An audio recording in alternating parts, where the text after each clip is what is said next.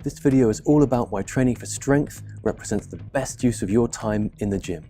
First of all, let's begin by starting with the definition of what strength is.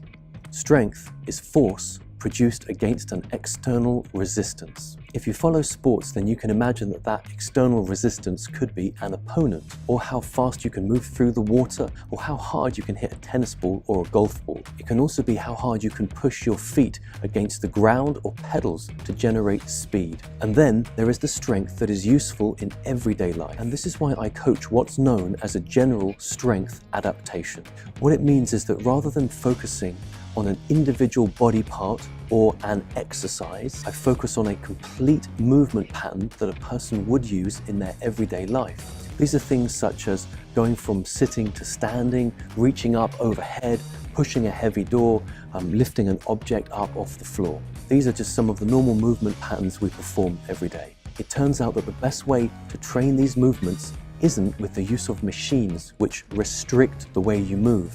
It's with free weights, and in particular, barbells. When used in exercise, they don't isolate, they involve all the muscles of the body, and in a way that our bodies already move when we perform these everyday tasks, and consequently responds best to when we exercise in this way. It is this kind of approach that will get you the results that you want to see in the short term. But more importantly is the long-lasting effects of strength training in the quality of our lives as we get older. Once we get into our late 20s, we start to lose a small percentage of muscle mass every year. It's not that noticeable in the first few years, but later on down the line, it can contribute to the quality of our lives as we get older. Here are the three main things that I focus on with almost all of the people that I coach.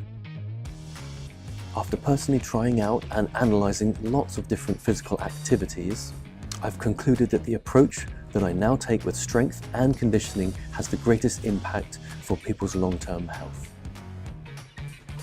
It just so happens that resistance training with weights combined with an intelligent approach to eating is one of the most time-proven ways for men and women to build a great physique.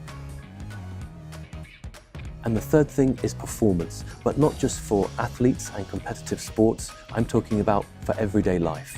Having enough energy left at the end of a working day to do hobbies, spend time with the family, activities, and all of the tasks that we need to be able to do that require a certain amount of strength and effort to do them. As you get stronger, those small tasks become easier and easier, leaving you with more energy throughout the day.